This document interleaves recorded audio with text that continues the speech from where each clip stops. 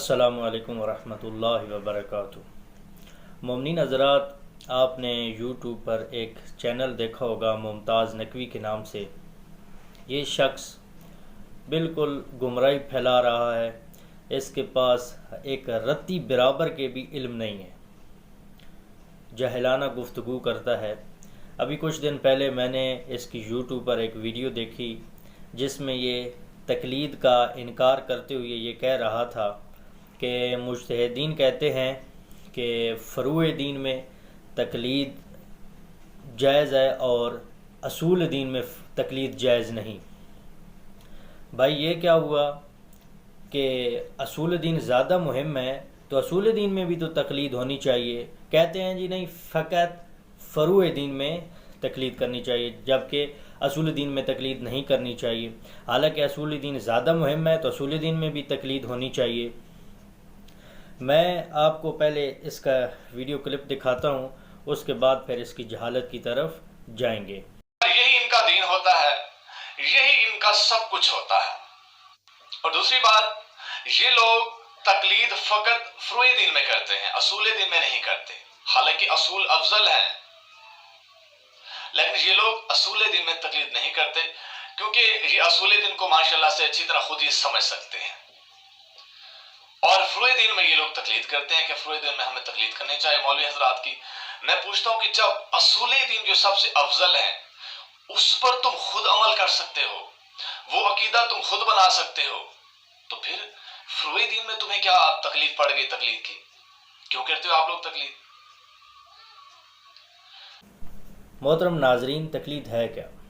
ایک چیز کا مجھے علم نہیں، میں نے کسی شخص سے اس چیز کے بارے میں پوچھا تو میں نے اس کی تقلید کی۔ فرض کریں مجھے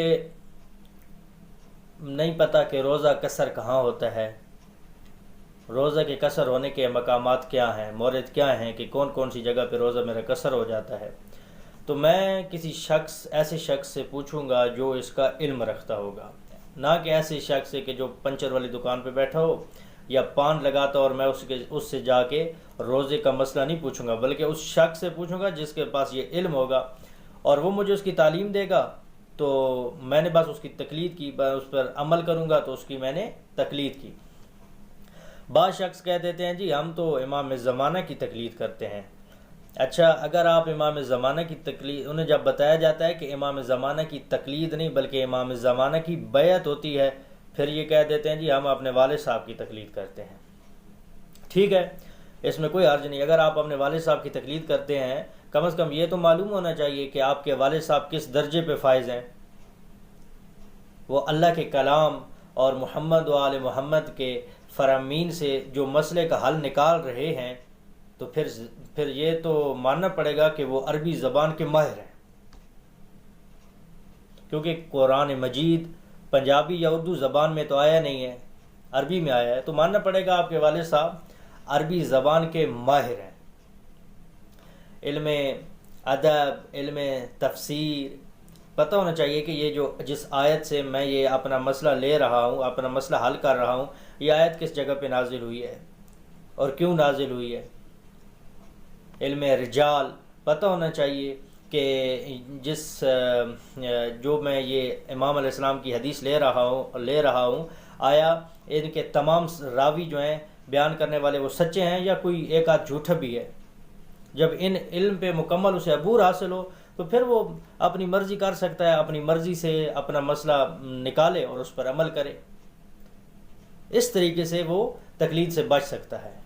جو مجتہدین کرام بنتے ہیں وہ ان علموں پہ مکمل مہارت اور ملکہ حاصل کرتے ہیں، اس کے بعد وہ ایک فتویٰ صادر کرتے ہیں کہ یہ کام آپ نے اس طرح کرنا ہے، یہ کام آپ نے اس طرح کرنا ہے، نہ کہ وہ اپنے پاس سے، بلکہ محمد و آل محمد کے فرامین پڑھ کے، اللہ کا کلام پڑھ کے اس سے ایک مسئلہ لے کر اور آپ تک پہنچاتے ہیں، اور اس عمل میں تقریباً 60 70 80 سال لگ جاتے ہیں فقط پڑھتے ہوئے۔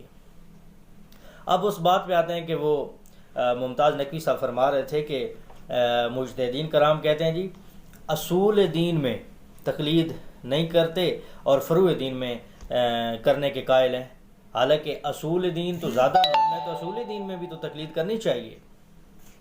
تو کیوں فقط فروع دین میں تقلید ہے اور اصول دین میں تقلید نہیں ہے۔ اس کی وجہ یہ ہے کہ قرآن مجید میں اللہ تعالیٰ نے اصول دین کے بارے میں مکمل طور پر بتا دیا ہے، واضح طور پر، کسی کی تقلید کرنے کی ضرورت ہی نہیں ہے۔ کہ آیا ہے کیا کسی شخص یا کسی مولوی یا کسی مجتہد کے کہنے پر آپ اللہ کو ایک مانتے ہیں؟ کوئی شخص آپ سے پوچھے کہ آپ جی اللہ کو ایک کیوں مانتے ہیں، تو آپ کہیں جی فلاں شخص نے ہمیں کہا ہے کہ آپ اللہ کو ایک مانیں۔ نہیں، بلکہ یہ ہمارا ایمان ہونا چاہیے کہ خدا ایک ہے۔ اب ہم ذرا قرآن کی طرف چلتے ہیں کہ قرآن مجید میں اللہ رب العزت اصول دین کے متعلق کیا فرماتا ہے۔ اچھا جی، پہلا اصول دین کیا ہے؟ توحید۔ توحید کے متعلق اللہ تعالیٰ سورہ آل عمران آیت نمبر 2 میں اللہ تعالیٰ فرما رہا ہے کہ اللہ لا الہ الا هو الحی القیوم، اللہ وہ ذات ہے جس کے سوا کوئی لائق عبادت نہیں، جو زندہ اور کائنات کا زبردست نگہدار ہے۔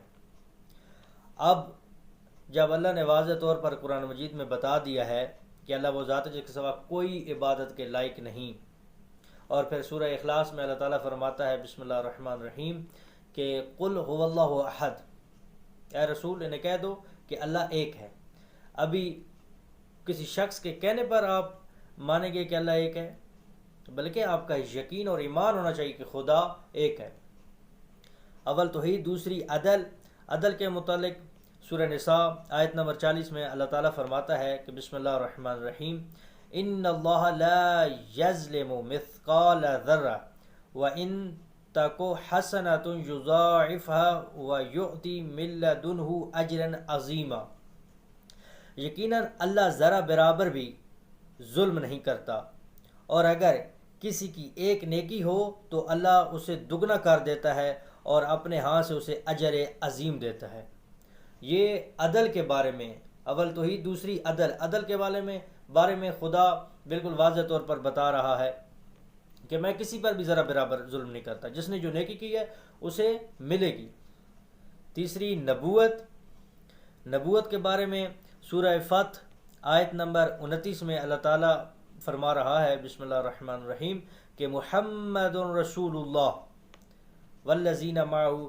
یہ آیت لمبی ہے، صرف ہم اپنے موضوع کی طرف رہتے ہیں کہ اللہ تعالیٰ فرما رہا ہے کہ محمد صلی اللہ علیہ وسلم اللہ کے رسول ہیں۔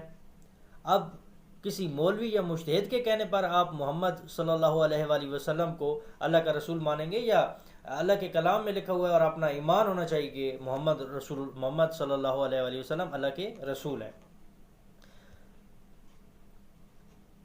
اچھا جی، چوتھی امامت۔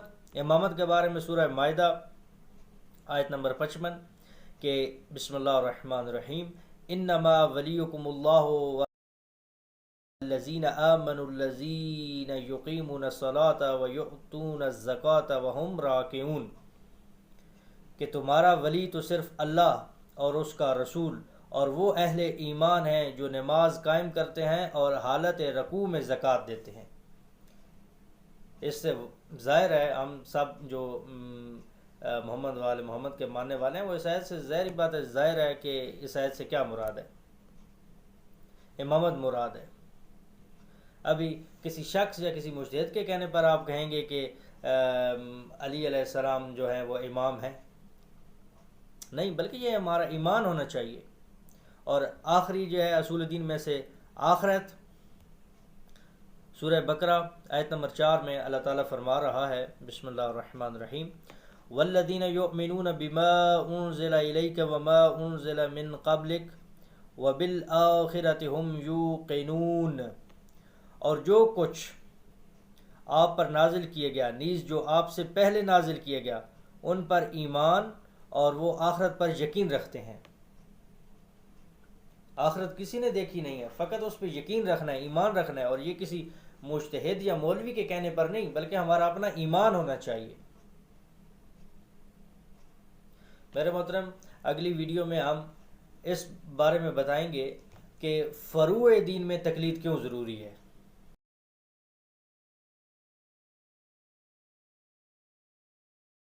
میں واضح طور پہ قرآن مجید میں اللہ تعالیٰ نے واضح طور پر اصول دین کے متعلق بتا دیا ہے، اور ہمارا ایمان ہونا چاہیے اصول دین میں۔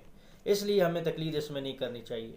کسی کے کہنے پر ہم اللہ کو ایک نہیں مانتے، کسی کے کہنے پر محمد اللہ کے رسول نہیں ہے، بلکہ ہمارا ایمان ہونا چاہیے کہ محمد صلی اللہ علیہ وآلہ وسلم اللہ کے رسول ہیں. والسلام علیکم ورحمۃ اللہ وبرکاتہ.